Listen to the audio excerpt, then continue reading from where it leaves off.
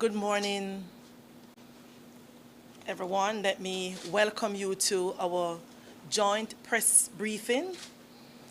In a little while, you will be hearing from our Commissioner of Police and the Chief of Defence Staff. We welcome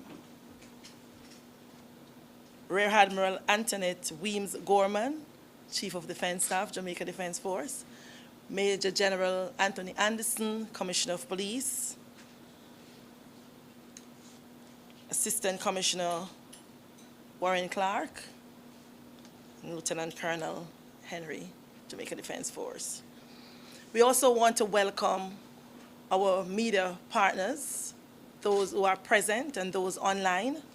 We also want to say a special welcome to our viewers who are coming to us from various platforms that we're streaming on today. We are live on Facebook, YouTube, Twitter, and Instagram. So we welcome you. And we also have some of our media partners who will be joining us via a Zoom link.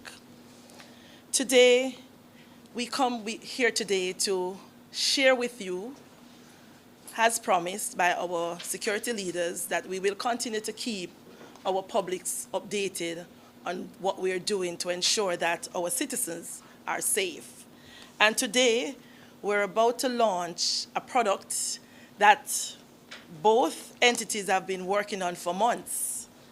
And today we are satisfied that the product is at the stage where it is fully developed and we are now ready for execution. So as I mentioned that this press conference is going to be very brief, we will have some brief remarks from both leaders, and then we will take a few questions from the media present and those online.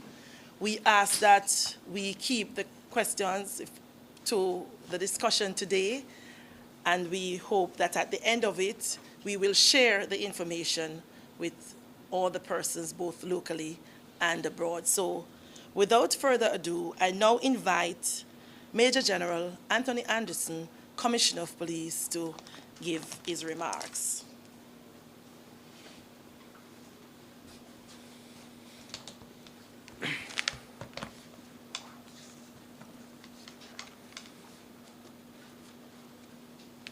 Thank you very much, SSP Lindsay, for those words of introduction. Rear Admiral Weems Gorman, CDS, welcome to Specialized Operations. And Mr. Warren Clark, Assistant Commissioner, who's in charge of Specialized Operations. Again, I'm going to welcome you to your own base.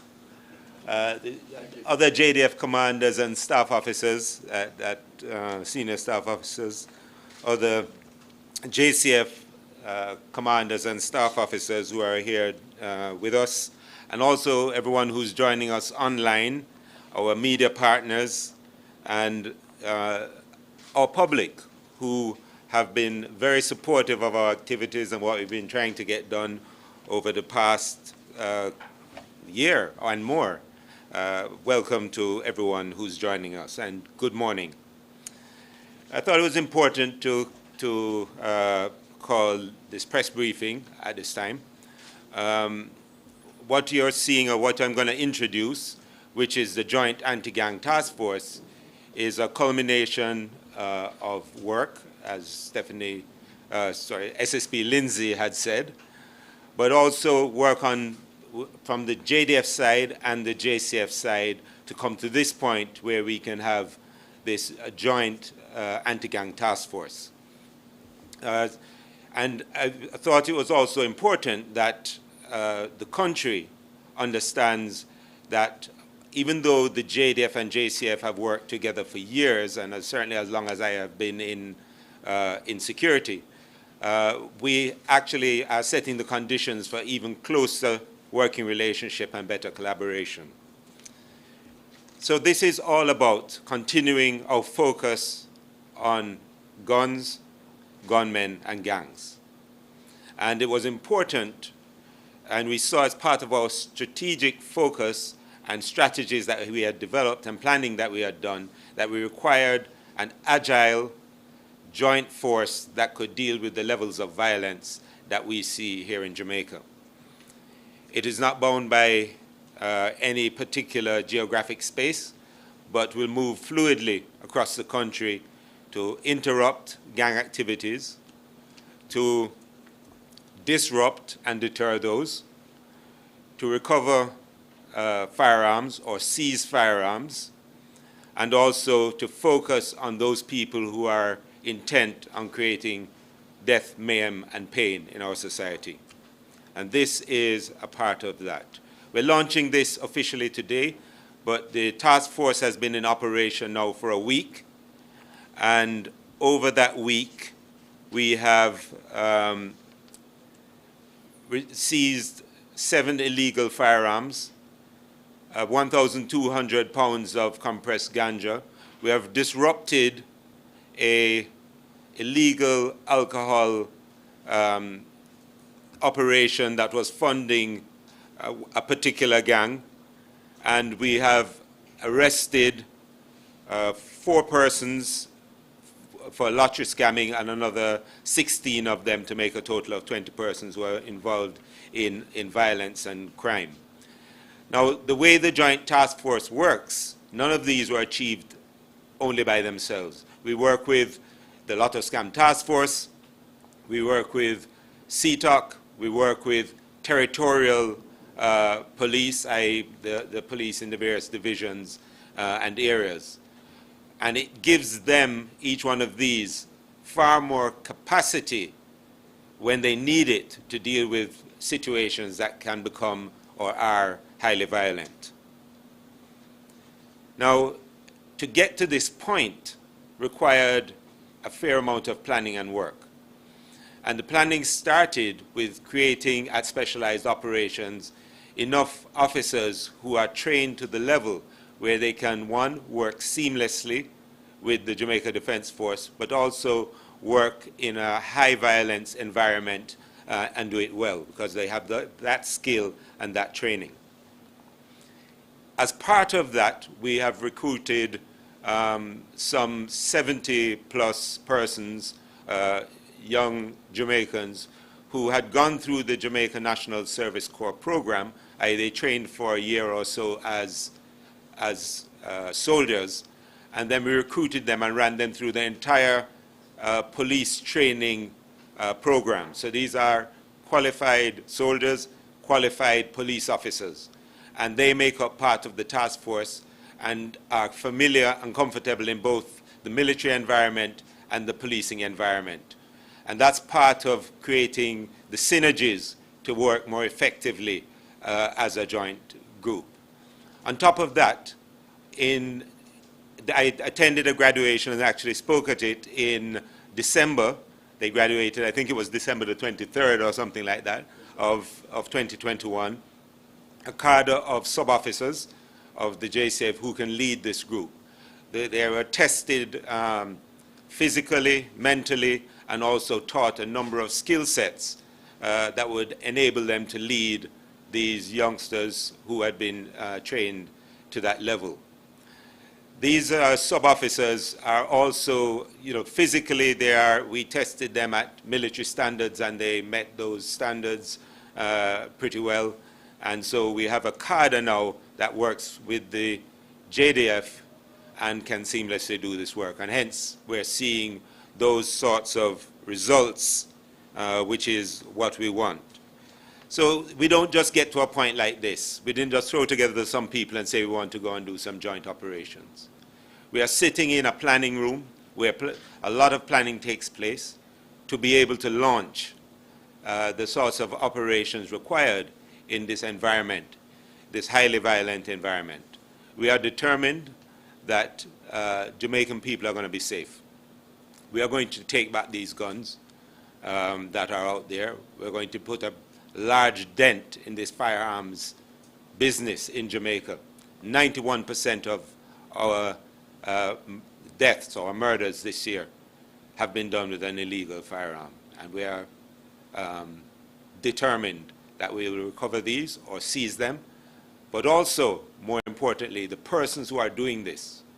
And we have seen these people operate, and sometimes our public don't really get to see the end result of their work, which we see a lot of. These are people who will kill persons for money. They will kill your families, and they will kill their own families. These aren't, again, I want to emphasize, and I say it, and I keep saying it, this is not about unattached youth. This is not about poor ghetto youth. This is about people who have made choices in life to pursue a life of crime and violence and murder. So we are creating the conditions, and this is part of our ongoing transformation, modernization, and responses to a situation that has plagued us for over 2 decades, and we're determined that we're not going into a 3rd decade with it as it is. And as part of that, we require and would ask for public support and public confidence. So this interaction is part of us reaching out, letting the public know what we're doing. We're doing a lot of things. We will continue to update as we go along. There are some other interesting things that are happening, which will be the subject of later press briefings. But for now, this is where we are, the Joint Anti-Gang Task Force in operation for a week and has already reaped some successes. So thank you, ladies and gentlemen.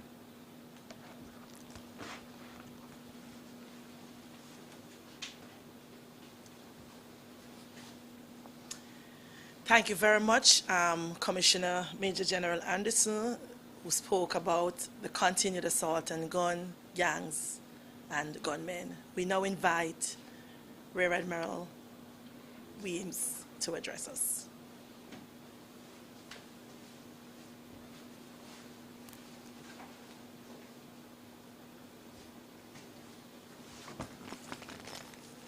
Thank you, SSP Lindsay. Commissioner of Police, Major General Anthony Anderson, Assistant Commissioner of Police Warren Clark, Lieutenant Colonel Warrington Dixon, Lieutenant Colonel Alicia Henry of the JDF, members of the Joint Task Force, other members of the security forces, and members of the media, good morning. This morning, I'm here to invite law-abiding citizens of our country to imagine a Jamaica where the threat of gangs is not causing you and your children to cower under your beds at night, where there's no extortion, and where children can play freely. There are over 7,000 men and women in the Jamaica Defence Force who come from communities just like yours, and they want to know that their families are safe when they are working to protect you. So understand that the service that the Jamaica Defence Force is giving is a professional one. It is also a personal one. And this is why, through this joint initiative with the JCF, you can trust that it is our intention to create a safer Jamaica. Thank you for joining us this morning as we launch the Joint Anti-Gang Task Force. Its mission is to work jointly to address the threats of gangs with guns in our communities and ensure a safer and secure future for all citizens. The JDF has been committed, intentional, and strategic about the support we provide to the JCF as we work to reverse the norm of gunmen being comfortable in any space. In addition to the other methods being employed to address the threats faced by the nation, the Joint Anti-Gang Task Force will bring focused attention to gangs perpetrating violent crime across the island. The JDF, as the Commissioner of Police said, will bring dynamic and flexible military expertise to this task force, ensuring joint intelligence and the securing of the spaces in which we engage. This will allow the JCF to focus on the pursuit of gangs and the apprehension of their members who terrorize communities. The JDF's assessment is that the youth are featured prominently in the expansion of gangs and gang activity in communities. This is why we are seeking to strengthen our own youth engagement efforts to provide an alternative and positive action path in society for youth to prevent them from being pulled into gangs. The military personnel in this task force has been specifically selected to work with the JCF team. They are trained in human rights, and they're also very familiar with the rules of engagement. So, We will ensure that the rights of each citizen is respected whilst these operations are being conducted. However, if faced with a threat, the appropriate actions will be taken to defend themselves. I want Jamaica to focus on collaboration that is required to reap tangible results. Please work with this anti-gang task force. We want to protect you. We want to protect Jamaica for a safer and secure future. Thank you.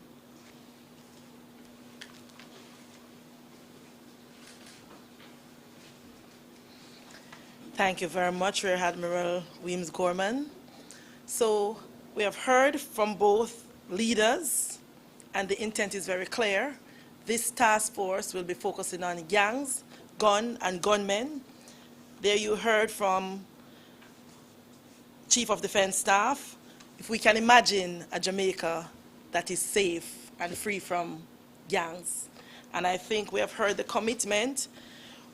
We heard from Commissioner the level of training and development that went into this task force. So it is very clear that it's not just a set of persons that were just picked to come together.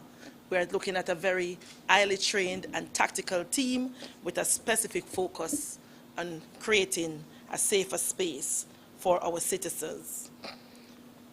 We also heard from both leaders that one of the things that we require to support this task force, citizen support and collaboration, because we can't do it alone, but we are sure that if we all come together with the same vision of a safer Jamaica, yes, we can achieve that.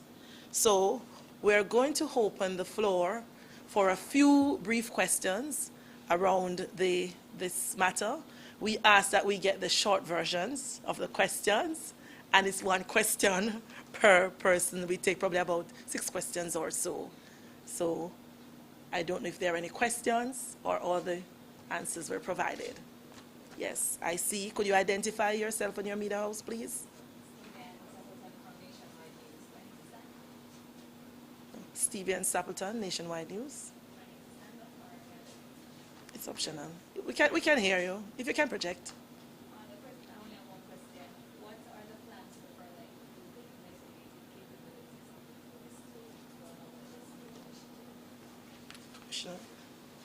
Okay, so the question was, what are we doing to improve the investigative capabilities of the force to go along with this new initiative?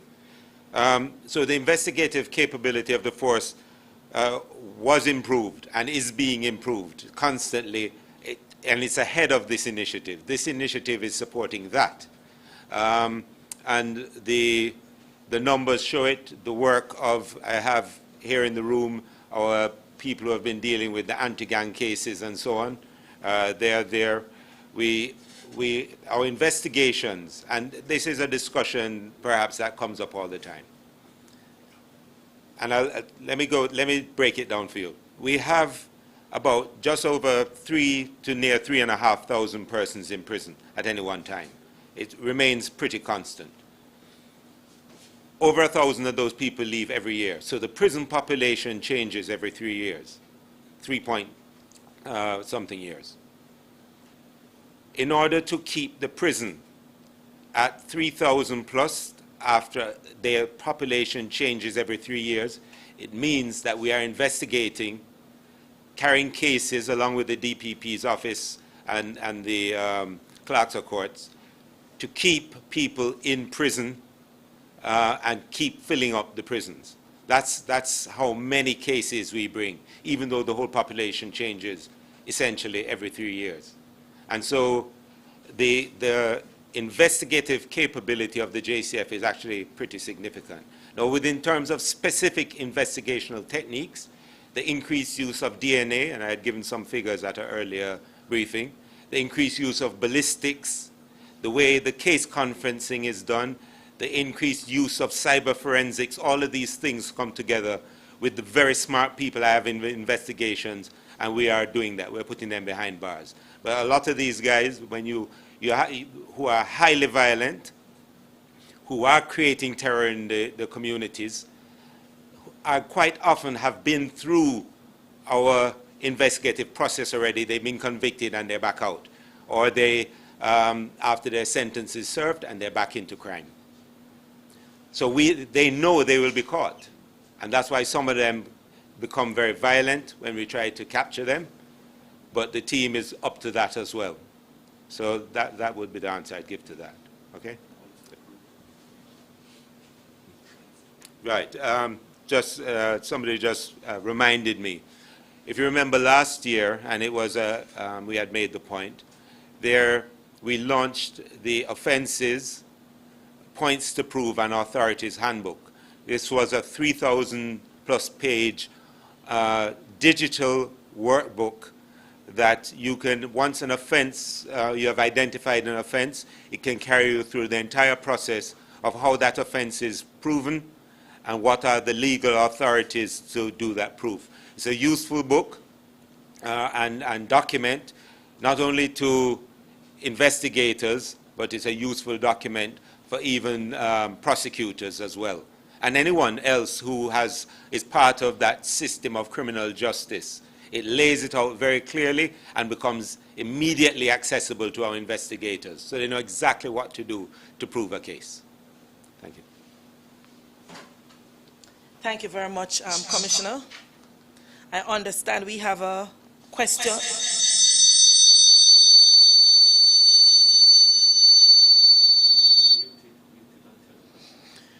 I understand we have a question from Kimon Francis on Zoom from the Gleaner Company.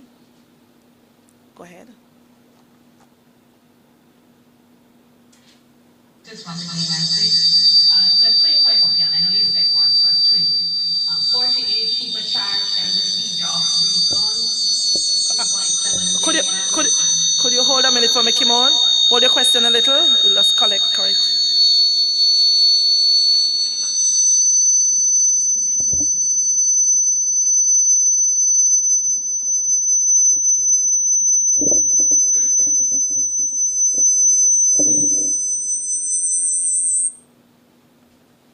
Fix now? It's okay now? Okay, Kimon, you can now go ahead with your question.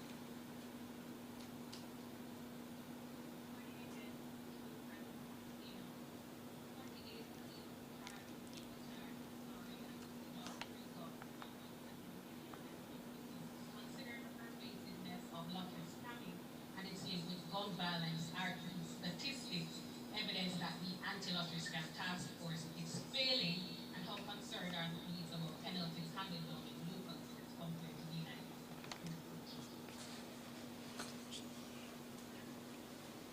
Okay, thank you for that. I would disagree that the lottery scam task force is failing. The lottery scam task force has been operating all along. As you see, working with the joint task force, some of the people we've arrested are actually lottery scammers. So the work against lottery scamming has been ongoing. I think it's only recently, as we've emphasized it, that people are starting to make the connection between this activity that people thought was, oh, well, it's almost a victimless crime, or the victim is in another country, and it's providing money into a community. People are just making the connection between the violence that comes with the lottery scamming and that money and lottery scamming itself. The lottery scam task force has been doing its operations all along. They have sort of re-energized some of those operations as they're working with partners. It's been ongoing with our foreign partners and also the other departments of the force to deal with this matter of lottery scamming and the money from it. At the next press briefing that I do, as I said, there are some other things being done. I'll speak a bit more about that money and how we intend to take it from the gunmen and these gangs. So lottery scamming has become that funding entity. It's not done uniquely by the lottery scamming task force. It's an offense, and other departments of the force actually do it as well. And also MOCA also targets lottery scamming. We have had a number of extraditions around lottery scamming, and the work continues. It's very pervasive. in the society, and people don't respond to it sometimes in the same way as they respond to other crimes, like violent crimes. So they don't as readily give up that information. But I'd just like to appeal to the public that lottery scamming is also a significant problem in this. It provides the funds to buy the guns that creates the gunmen and the gangs, the things that terrorize communities and create mayhem in our society.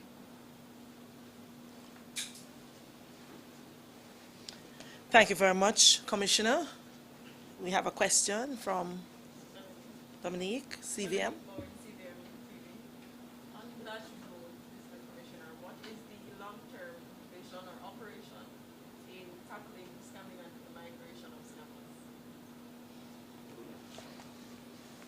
Okay, so let me just say, the police force is a creature of law. There's a reason why we constantly advocate for changes in laws. And perhaps we have to do some changes in the laws around lottery scammers to deal with that. There's nothing that prevents a Jamaican citizen from going or moving anywhere in Jamaica. So you will find as the wealth increases that they're going to be moving around, and it's a sort of crime that you can do from almost anywhere that you have a connection, that you can get on a phone or another device and communicate. So our job and what we've been doing is collecting more and more intelligence on them and their activities. We're working with partners and with organizations to see the patterns of their behavior, and that is why what we're recovering is, in one instance, 53 lead lists. Lead lists all over the place. We're getting them. We're interrupting these scamming activities. Ultimately, however, they're going to be put before the courts, and depending on the sentencing or the regime that they're exposed to, they will either get back into business quickly or they'll be away for a while, anticipating alternates to lottery scamming. So from a policing perspective, we use the law, the intelligence, and the operations and skills that we have to deal with lottery scamming. We see it as a significant part of the overall problem, and so we're quite focused on it. Thank you. Thank you very much. Can we take one more question?